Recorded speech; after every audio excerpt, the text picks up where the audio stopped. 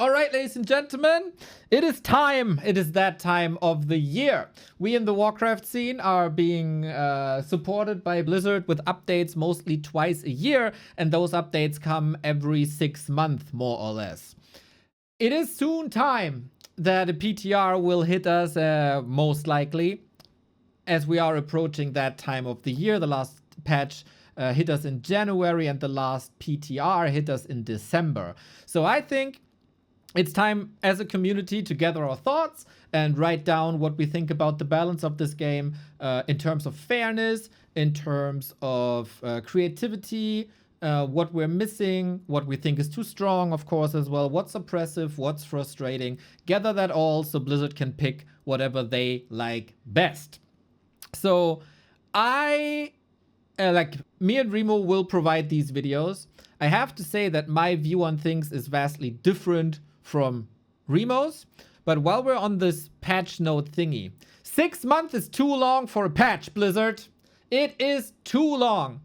I think there is a big fatigue right now, and it has been the case in previous balance patches as well. Sometimes more, sometimes less. 6 months for a patch is exactly 1 month too long.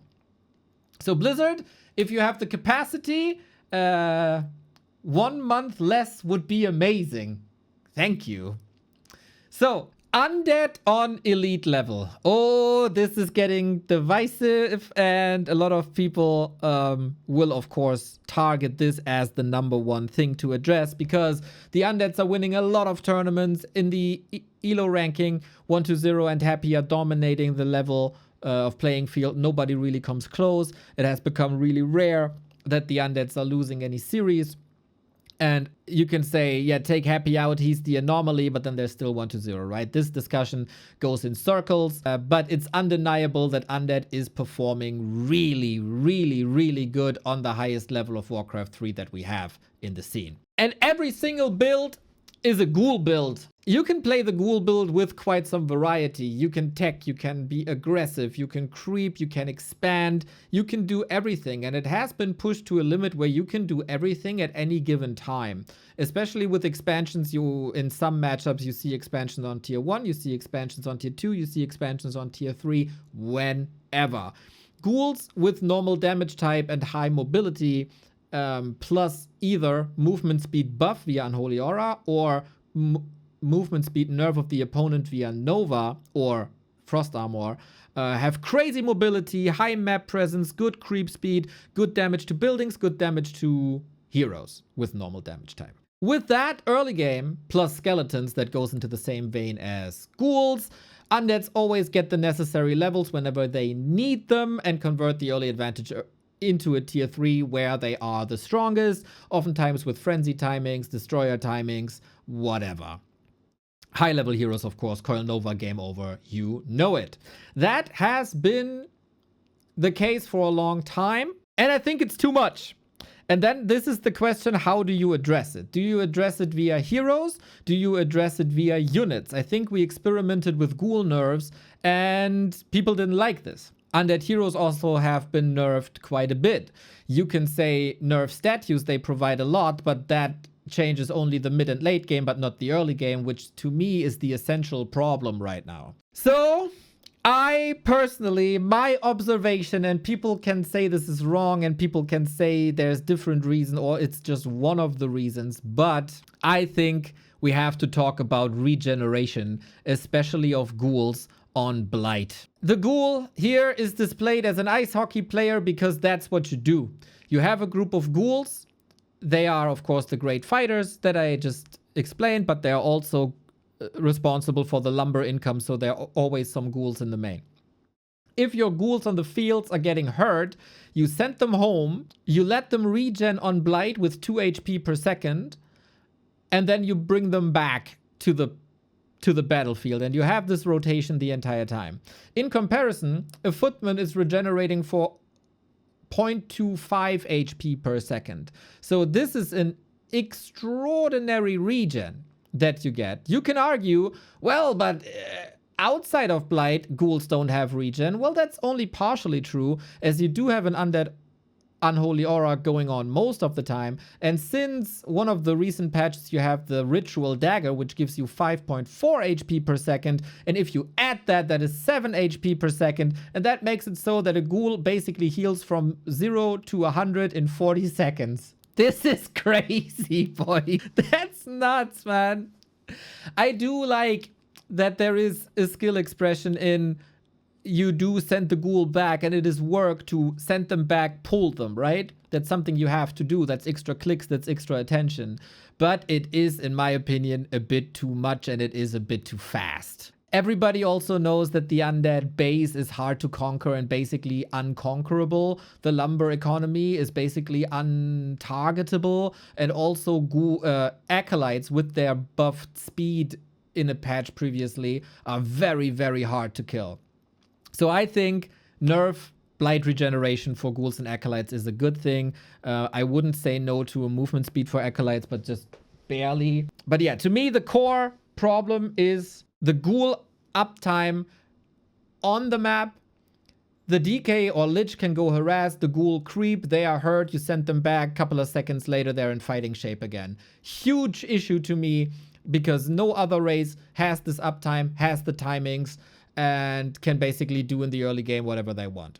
This also means we don't have to deal with -1 damage, +1 damage, plus attack speed, minus attack speed, stuff like that, right? I also think this helps to weaken the top level undead players without touching lower level undead players, who suffer quite a bit because they mostly are not playing ghouls. And that leads me to Dark Ritual level 2. It is not rare to see a Lich as an opener these days.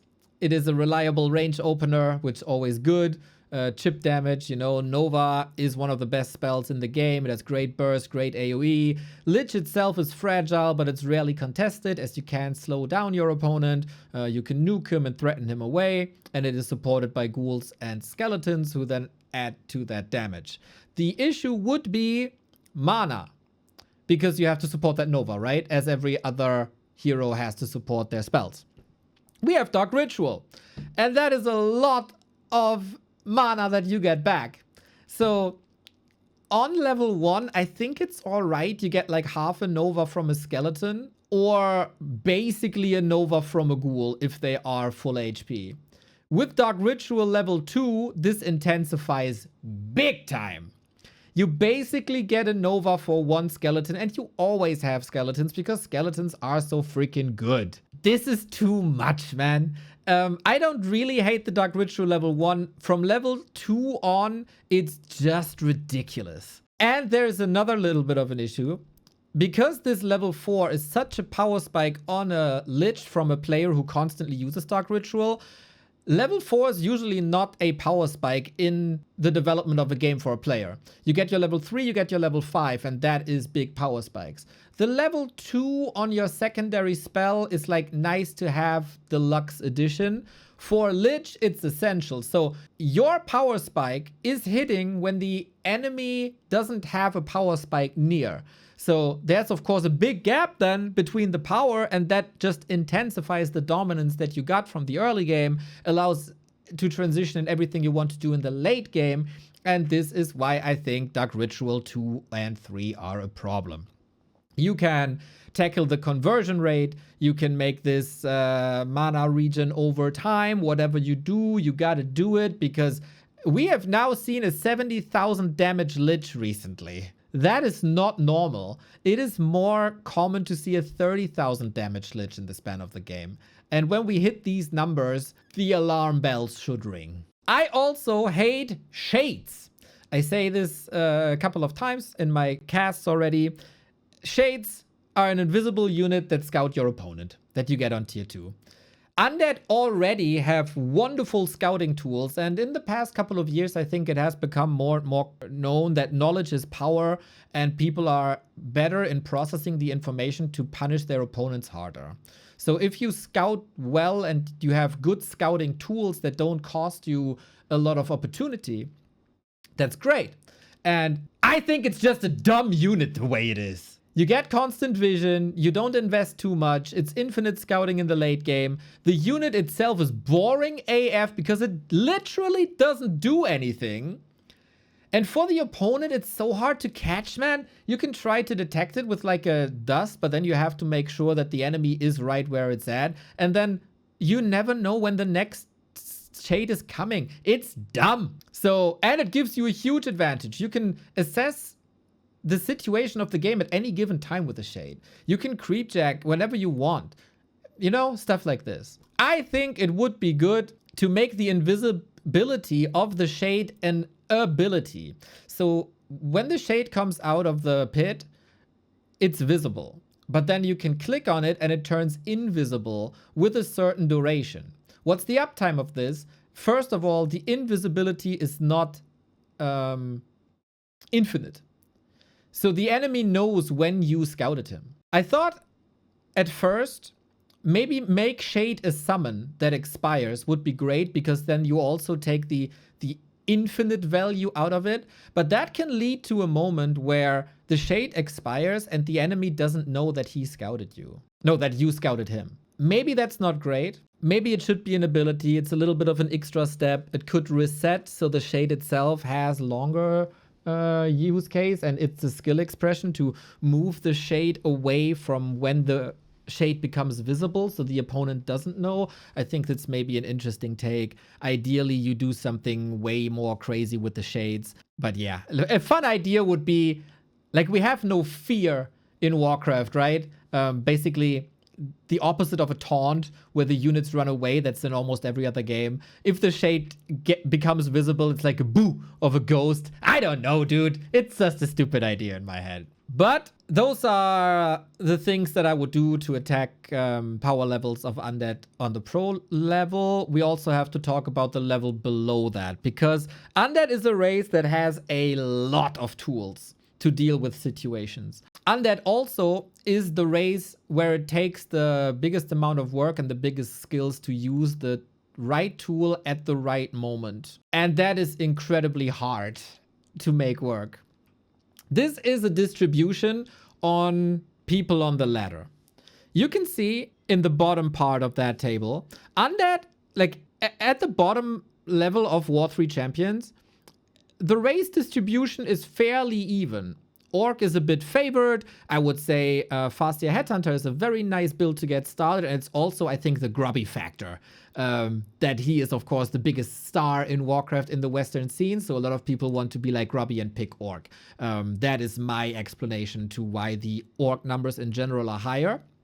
What we see, though, is that the other races are fairly even distributed. There was a thing going on saying, like, people don't play Undead because they don't like the aesthetics or something. But no, it's not the case. People start playing Undead. But from the transition from gold to platinum, which is around 1400, 1500 MMR, people drop Undead like flies. And this is what separates a casual player from a above average player, and an above average player from a very good player.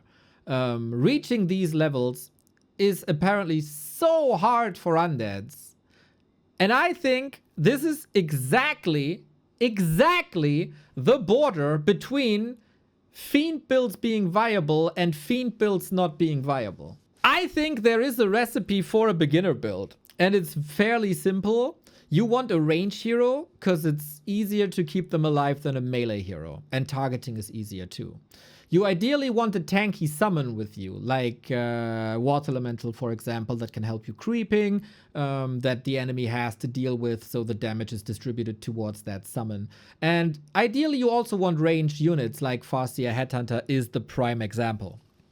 So Undeads, they have summons, but the skeletons are squishy. They have a Crypt Lord that provides tanky summons, but he's no range. And the ranged units are incredibly late. And while this works on lower levels of the ladder, where the timings aren't as well defined, you get punished so freaking hard on higher levels for this. Demon Hunter Naga kill you. Every orc kills you. Humans also, you can't deal with the expansions enough, but human is a bit of an exception here. I think if you want to enable people to play Undead without much frustration and all the skills that it takes to play a ghoul build, enable Fiend builds. It's way more convenient. It's way more resistant than, oh, I walked into a chain lightning and everything is dead. Fiends are tankier, so they are easier. They are a bit clunky in what they are. Maybe you can address this as well, but I don't want to buff the Fiend itself. I think the Fiend is fine and has a lot of tools and is played in almost every army composition. I think the majority of the issue is that the Fiends are so late. And graveyards have the longest build time of all the tier 1.5 buildings. Hunter's Hall is 60 seconds, Warmill is 70 seconds, Blacksmith is 70 seconds, Graveyard is 80 seconds. Maybe you want to stream like this somehow. Maybe you want to address this another way. I am not a game designer. I'm an observer of the scene, and this is an observation, and this is a possible target. But yeah, if you want to change this, you have to do this. I'm very certain that that's the case. I would also like to see quality of life improvements because playing Undead is clunky and everything is kind of annoying and you have to go the extra step. And I want to see changes in the direction of reduce corpse delay. You kill something, you want to use the corpse for like Rod of Necromancy, beetles, and you have to wait. And that costs seconds and that drains your attention. It's annoying. Reduce corpse delay. I would like that my banshees spawn without curse because I want to save mana most of the time. Let me select this if I want my banshees with curse or without. I want my statues to join with healing on so they are not useless when they come out of the slaughterhouse. I don't want to turn on my statues every single time for every single statue. Bro, I can turn on my lights without hitting a button. I want the same for my statues, man. I also want stuff like auto-cast for Anti-Magic Shell and auto-cast for Unholy Frenzy. The big buffs have this. Inner Fire has this. Bloodlust has this. Roar is AoE, so it doesn't need this. But this is just way more convenient than to summon it on every single unit. And I think it's also some kind of skill expression. If you cast it yourself on the essential units that you really want it on, you save mana. If you want it more convenient, you have anti-magic on your skeleton and it costs you mana, and that's the penalty. I also want Gargoyles to have prioritized air by default. And if you can think of more things like this that make Undead clunky and annoying and hard work, let me know. I also had some wild ideas. If you think back to like 2 slides before, Undeads have, of course, at the moment, 2 skeletons from a Rod of Necromancy. I want to stress that these are wild ideas, right? Just disclaimer. I thought we have this issue that early game Undead is so oppressive because of high DPS of ghouls and skeletons and Lich. And you also have that issue that lower level Undeads miss a tank for their fiends. I thought it's also kind of weird that an Undead race has no zombie unit. And there is a zombie unit in Warcraft 3. So what if the Rod of Necromancy summons a zombie instead of 2 skeletons? You immediately have more HP for tanking, for creeping. You have less DPS for creeping. By the way, that zombie in-game has to be buffed and nerfed and adjusted. Don't pick the zombie, it's too weak. But you have less DPS as it is 1 unit instead of 2. And there's a lot more decision making. 2 skeletons, you can use 1 for creeping and 1 go scouting. What do you do with 1 zombie? 2 skeletons, you can easily eat 1 skeleton for Dark Ritual. What do you do with 1 zombie? I think that is interesting. I think it could be cool. You could still have 2 zombies if you pass the rod between 2 heroes, but then it's not tier 1. I do understand that the 2 skeleton Rod of Necromancy is an essential core of the Undead early game, and this could easily ruin a lot. So be careful with this. But I thought if I have the 2 issues, this might be a way to adjust this. Make Death Knight semi-range. Probably controversial. Do you know, like, the Death Knight we have in Warcraft 3 is Arthas the Lich King, right? But Death Knight has different origins. The origin comes from Warcraft 2, where it's a spellcaster range. That's the OG Death Knight. Currently, the role is healer, support, and nuke, but it's a melee hero. And I think in 95% of the cases, especially in bigger battles, you want the DK to be far in the back, next to your to your statues. Don't get hit at all because you need the coils to support the rest of your army. So that goddamn dumb Arthas dude constantly runs to the front line because it's an A-click, right? Or part of the right-click target fire, whatever you chose to do. Mostly it's right-click target fire because it's undead, but that's not the point. So every time you have to send the DK back. In every fight, dude.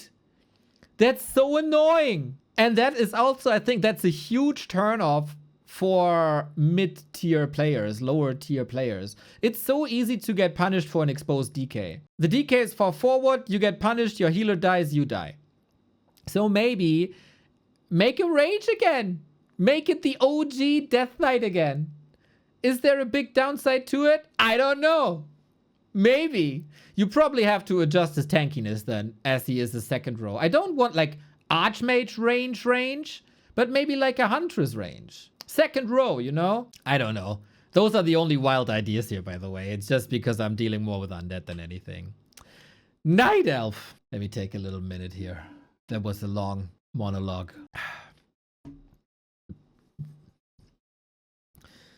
I'm already afraid of looking at chat. Okay. Night Elf. Let's talk about Night Elf. The best and worst designed race of them all. That is, of course, a statement that contradicts itself, right? But I definitely think so. Disclaimer, we shit on Night Elves a little bit here on the channel. We have an emote against them too, actually. We also saw, is it here? No. We also saw here, Night Elves are highly represented on the top levels of the ladder. Big time.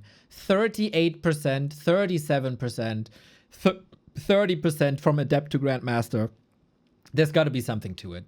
The ease of execution on the top level is too much, and the tools provided there in comparison is too much. And of course, the problem has a name. Demon Hunter, Dryad, Bears.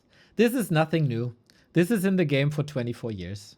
And it's still the problem. And I'm not gonna pretend that I have the solution. I just want to state the obvious again to give it a voice. These 3 units solve every problem. The Demon Hunter is a huge DPS machine that's also with mana, like it has the best scaling stat type in the game with agility. It has a disable with mana burn that renders spell users useless. And thanks to the armor of agility and evasion, it's also a tank. And then you also slap a top tier ultimate on top that makes him even tankier and it gets rid of the one weakness that was melee damage and gives him range. And also AoE is pretty good. I have to also say, though, that the Demon Hunter needs to be enabled. And thankfully, we have the Dryads and the Bears. The Dryads is a tier 2 unit that is magic immune, fast, has an auto-cast Dispel, a free slow that costs no mana, and you have a damage over time that is stackable. That unit is bananas, man. It is range, it has catch, it has Dispel, it's amazing. You slow units down with the Dryad, you kill it with the Demon. Boom. Later on, you think like, okay, your one tank is maybe not enough. Maybe I need more. And how do I get all this healing? Thankfully, we have a unit for that. And that is the Bear. I know that the Bear is not the tankiest unit in the game, and I know that the Bear is not the highest damage in the game, but it's pretty damn solid for what it is. It comes online incredibly fast because you can pre-upgrade it already, which you can't for like a Torrent or an Abomination. And it has the shortest master upgrade next to Necromancers in the game. It also heals you for 400 damage that can't be cancelled by a hit, and it conveniently, if you thought that a Demon Hunter with Immolation doesn't do enough damage, it buffs the entire army by 25% in an AoE with a single use. And if there's any weakness that you don't cover with this holy trinity, Then you got the tavern that evens things out. You cannot blame a Night Elf player for not going for this combo. Why would you? Night Elf, the synergies between these units are so freaking good that you don't need anything else. So this is the best design part of any race in Warcraft 3. And the worst part is that you can delete 40% of the Night Elf tech tree, and most Night Elves wouldn't even notice this. You can delete Huntress, Glaive Throwers, Bottom Keeper, Warden, Ancient Protector, Mountain Giant, Hippo, Talon, and Fairy Dragon, as well as Chimeras, and you would do fine. No other race can say that. No race should be able to say that. And that is the problem that everybody has with elves, and this is why elves is one of the most hated races there is, the most hated races there is. I think everybody respects the players. We love to cheer for Moon. We love to cheer for Jens, Kevin, whatever it is, man. But we see this day in, day out. And I am so sure that even Night Elves hate it. They are. I don't know how to do this, man.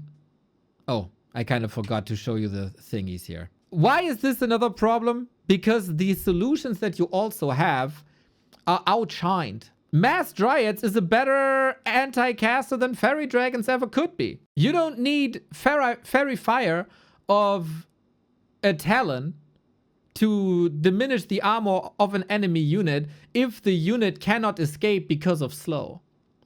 And they're also good enough alongside the Orb of Venom to function as anti-air, even against Mass Gargs. For bears, you have them as tanks. They are cheaper, they are faster than Mountain Giants. They are tanky enough as you have Staff, Moonwells, Rejuve, right? And if you think, oh man, this Mountain Giant can grab a tree and clobber down enemy buildings, the bear has Roar, you got the upgrades, and it has normal damage type. The bear is good enough in raising buildings. It covers everything. There's no need for other units. So the available tools have great synergies. The available tools are centered on 3 core units, and the units are coming from the same building also.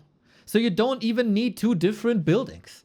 And now the argument always was we don't have lumber for additional buildings for the late game. That lumber problem has been saved. And what do Night Elves now? They don't build an Ancient of Wind to go for Talents of Fairies. Rarely, but rarely. They go for 3rd lore. Because we then have more bears and more dryads. So either you have to spread the tools out further to unused sources, or you have to nerf the available tools substantially. The Demon Hunter is running wild in every single late game. People have to see this, that it's Omega OP. But, here's the but, if you nerf Demon Hunter Dryad Bears, you have to come up with reasonable compensations, because otherwise this race is doomed. You cannot blame the Night Elf players to go for Dryad Bear Demon Hunter. You have to blame Blizzard for designing it this way, that it functions this way. And now, this is my observation as a caster and part of the scene. And now I give you the ball to the game designer, because that's what they're paid for. This will be controversial, but I think Night Elf needs a rework. I think so. In that direction. No stat change can fix this. You can't add variety into a Night Elf race if you don't have the holy trio. Good luck. I'm pretty sure Blizzard isn't willing to do this. So this is a dream of getting the Night Elves reworked. So we have to argue in a somewhat reasonable way. And I think the entire reason why this Demon Hunter can be as OP as he is right now is immolation. I totally understand that a brawler hero is totally fine to have, and agility heroes are oftentimes good fighters. Stats are alright. I'm even okay with the mana burn, even though it's frustrating. Everything scales, right? And I think the whole Demon Hunter problematic just arose with the rise of immolation. Immolation is too good, immolation is too fast, immolation is too free. Even, I know it demands Moonwell juice, but still, you can creep entire camps with this dude alone. And that shouldn't be the case. You're not playing Dota, boys. You're playing Warcraft. So, I think the ultimate, let him be Superman. The mana burn, I think Night Elf still needs that. Evasion is really good, but it's okay. Immolation is too crazy. I think also the Keeper of the Grove is very close to being there. I'm a big Jens fan. Jens pushes the Keeper into the meta with everything he can, and it's catching on a little bit. Kevin, Lawliot, a couple of Korean Night Elves, even today Chinese Night Elf on Hammerfall. The Keeper is close, man. Even against Undead, we see some Thorns Aura strat. The Keeper is close. I don't think he needs a lot. And please don't touch Entangle. That was way too toxic. Give him a couple of stats or something. I want to see Huntress again. I know I was the main source why Huntress got gutted, as the bouncy glaives didn't bounce from buildings to workers anymore, but I also always said, let the glaives bounce from building to building and from unit to unit, just not from building to unit. And I think that's good. And if you can't do that, buff the stats so Huntress are meaningful without being oppressive. I think Dryad poison and poison in general is dumb. I think a Dryad in general is overpowered for the timing you get it. And I think the poison is the reason. I think rejuvenation HP per second is too good. I think you definitely need the overall value of the rejuvenation HP. But the fact that in combat, a hit doesn't cancel rejuvenation, which I don't want to change, by the way. We have a lot of cancelable healing, and we need some uncancelable healing for diversity.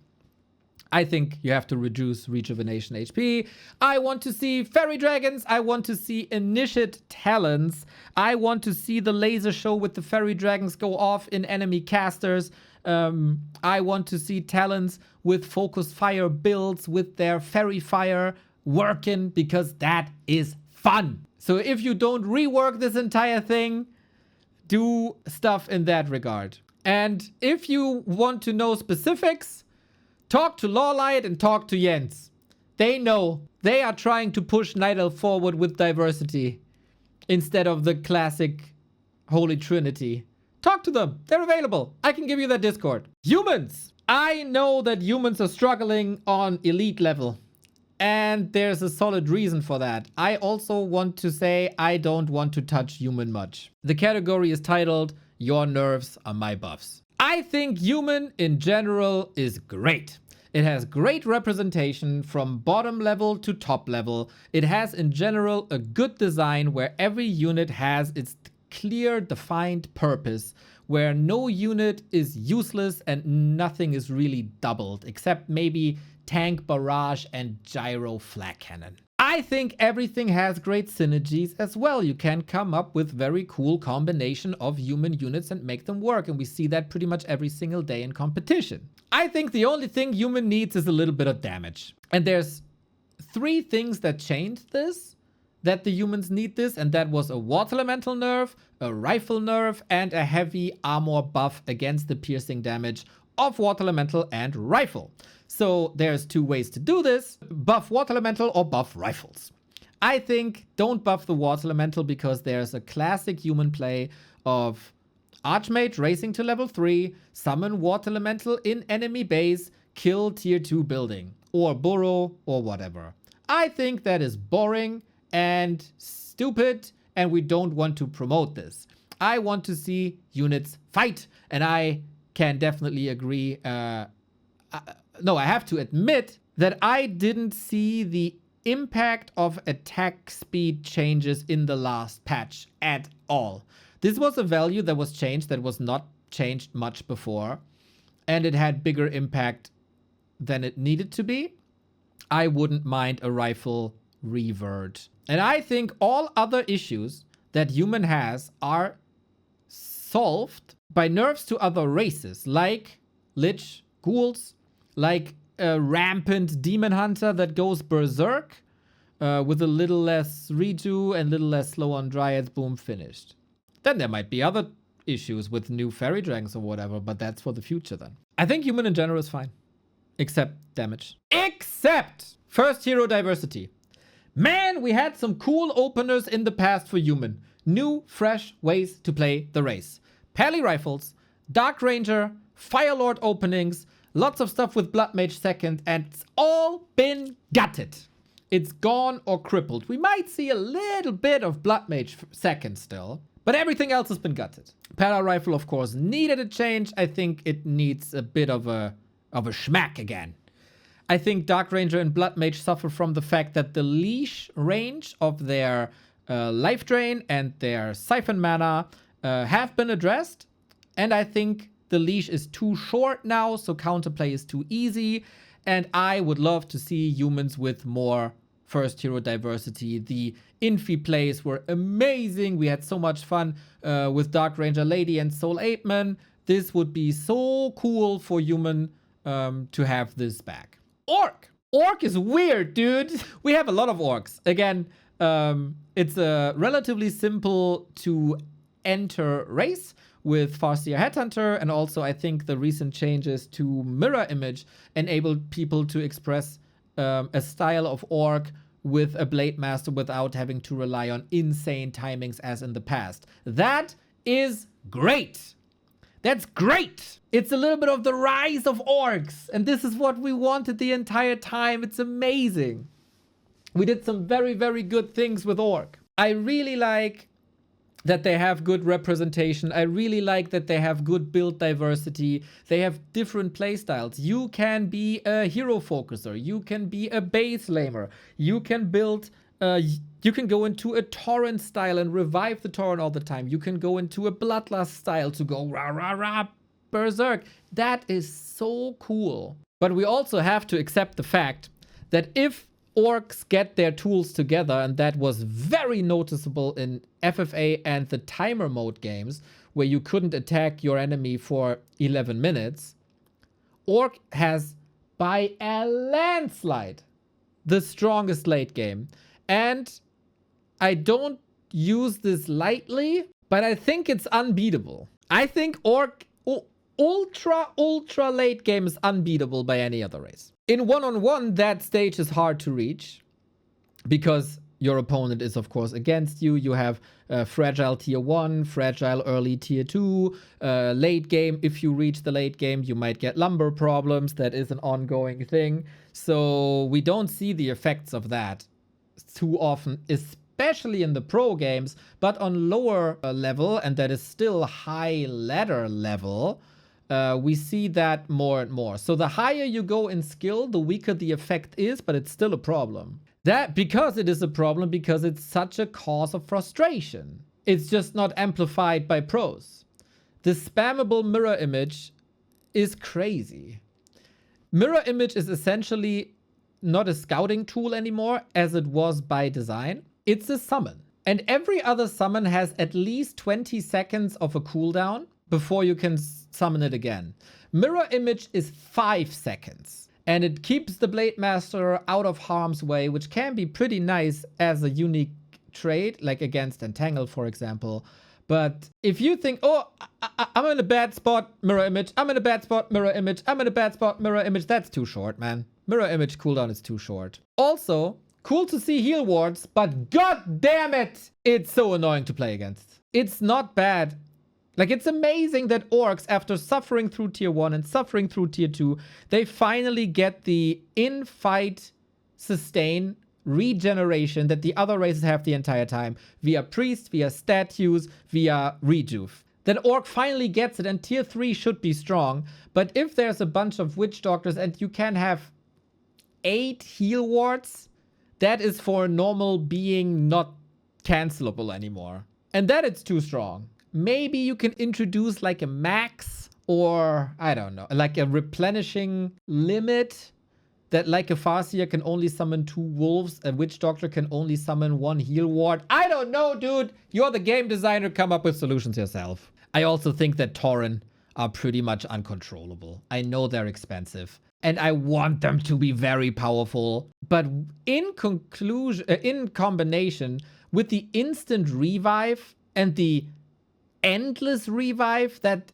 walkers have with these version of the Tauren, the combo of Jesus Tauren that come back with resistance skin is crazy, guys. Maybe you find a middle ground or something. That'd be nice. Just to get rid of that frustration. Orcs have some problems as well. Late game lumber income. You might argue, just get a shredder, but you don't have the resources for that really. Build another war mill so your peons are closer to the war mill. I was also told from high level players, I just don't have it, man. That costs me a heal scroll. That costs me 1.5 invuls. I can't afford this. This costs me almost a torrent to fix my lumber to build torrent. What's like, I think Blade Master scaling is an issue. If you find items, it's freaking great and one of the coolest heroes in the game. If you don't find items, do you even bother? Creep speed is terrible. No militia, no ancient of war, no strength on the level of ghoul skeletons. There was these hex creep manips on the highest level. I think this is more of an issue on the elite level, by the way, the outpacing, because we rarely see any headhunter mirror image wolf builds or something. This is more of an undead versus orc specific problem, and the early game is always rough in general. Also hardest to get an expansion on, and orcs have this thing where they fight until their long expansion is up, but they have the weakest tools to stay in a fight. They don't have the in-fight regen. They don't have a Brilliance Aura. They don't have a statue that replenishes mana or the Moonwells that might be available to you with a staff. So with the least fitting tools, they are the race that needs these fights the most until they reach heal wards and everything is, of course, cray-cray, right? That tips the scales then again. So, I don't know. That's a problem. Moon vs. Starbuck was the most fun series I've seen in a long time. Thanks for bringing the fights to us. My pleasure. I want to see siege units, because siege units are drastically underused in Warcraft 3, with one exception. We got 3 units with the same problem. That's the Glaive Thrower, Meat Wagon, and Demolisher. Notice how I don't mention mortar teams? Mortar teams are always part of, like, not always, but oftentimes part of an army. They have a cool upgrade, and what differentiates the mortar team from these other 3 siege units is their movement speed. Mortar teams have 270. These siege units have 240. So don't we all love solutions to casters that are usually hard to reach? Shouldn't siege units be that? But they are never used because they're slow and clunky and they get picked up. They should be fragile in my opinion, but they should also not trail 10 kilometers behind the main army. Make it less clunky so we get more oomph, because oomph is cool. We want to see units splatter into 1,000 pieces. And we want to see maybe new plays to reach these mortar teams, these siege units, and also to then protect them. I think that is a part of Warcraft 3 that is not explored at all. So Blizzard, you have to make these units usable. Also, buff burning oil. For neutral heroes, I think the Naga is too universal, as movement speed is still a number 1 or number 2 stat in the game, and Naga slows you down without any production cost. I think that we see more late game Naga with impact is amazing. I think the new appreciation for high level Fork Lightning is amazing. I think we see her too often, and that is because she's universally useful, and I want to rather see other neutral heroes being on that level instead of Naga being nerfed. But if you have to, nerf Frost Arrow level 1. As I said, I want to see the Dark Ranger openings back, and I think a hero that can have a different playstyle is the Alchemist. We have seen a wonderful transformation of the Firelord in the past 2 patches, where it came from, oh, I cheese, I use the summon, and if that fails, I lose, to the Firelord can be a disabler, the Firelord can be a debuffer, the Firelord can be played in different styles and various variations. Incinerate can help you to become a damage dealer as well. That's the prime example of how a hero can become useful, and I would like to see this for the Alchemist, because Alchemist is, at the moment, an AoE healer. Let's be honest. That's the main reason you pick him. But I think Acid Bomb is cool. And the coolest spell is so underused, and that's Chemical Rage. Hit that button, go brrrt. It's awesome. That's so fun. I want the Alchemist to be the neutral hero of this patch that everybody likes to play. The Pit Lord of this patch that goes brrrt with the cleave. And that's enabled with the Dark Ranger. Make the Alchemist go brrrt. That'd be cool. Also, give me loot. I think items leave a lot to be desired. I want to echo a statement of Lynn that I think the big healing potion is too strong. And I want to repeat myself from previous patch notes. I think rune bracers are amazing. Yes. I think it is a damn shame that we only have one drop table where there's a mini chance for them to drop.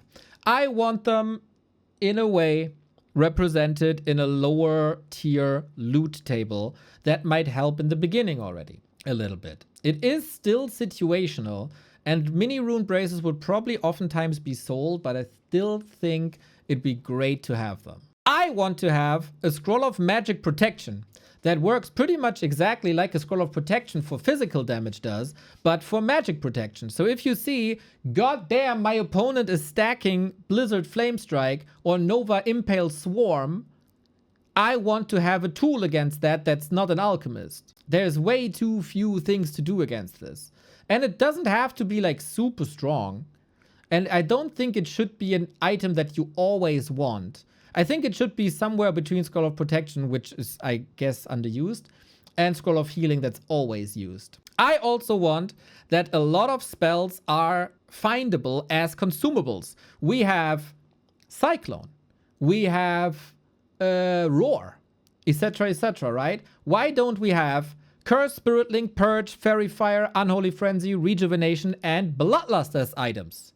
Give us more variety so we can have more fun. You can enable a Blade Master with an Unholy Frenzy to Oblivion, but of course it has to scale, right? For a mid-game drop, maybe. It'd be amazing if a Spirit Link item helps you out. I think that'd be great, man. Why do we use some spells and others don't? I purposefully left out the Lightning Shield, by the way, because that can be abused. I also want that map makers are rewarded in the next patch. I went to Battle.net for the first time in forever and looked at the maps. These maps are ancient. Most of the maps are from 2004, 2006, and I'm not against nostalgia. But even our newest maps are either 8 years old or 5 years old. With one exception, and that is Hammerfall on Battle.net Ladder. That is 5 years without an established new map. That is crazy, guys. Fortunately, we have a lot of great maps, and those were visible at the Yumiko Arena, and there's a lot of previous attempts of bringing a map to War 3 Champions, for example, that eventually failed.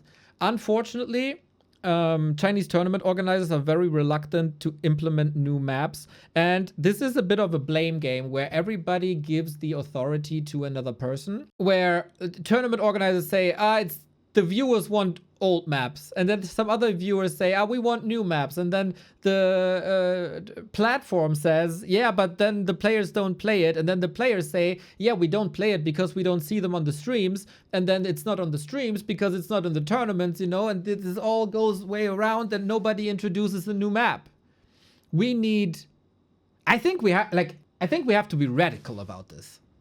I think the only authority that's left that's really meaningful can be Blizzard. Otherwise, I'm losing hope about this. And the map makers, by the way, too. You know how long they're making maps, and they're great maps, and they're never played anywhere, how disheartening this is? How amazing would it be if Blizzard picks your map that you just did? If Blizzard picks Figglewick's work from the Yumiko Arena, the Fading Autumns, the Sunhoof Mesa, the Fell Pit. If someone picks up Runes of Ashara again that we haven't seen. And we have enough maps to do bigger rotations in the map pools. Make the map pools smaller and make better rotations and faster rotations. Additional food for thought for the future. I didn't want to provide that here, because it would be a thing for like an entire video by themselves. But do level 2 and 3 spells scale too well? They oftentimes double their effects. Are we creating too strong of timings with that, so that half the game is about creep routes? Should that be addressed? And should in-combat regen ramp up exponentially?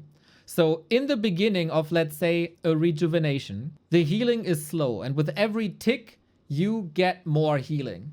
That would reward dispelling or canceling these effects fast, while giving a higher reward later when they are used out of combat. That might be nice. I think that's it.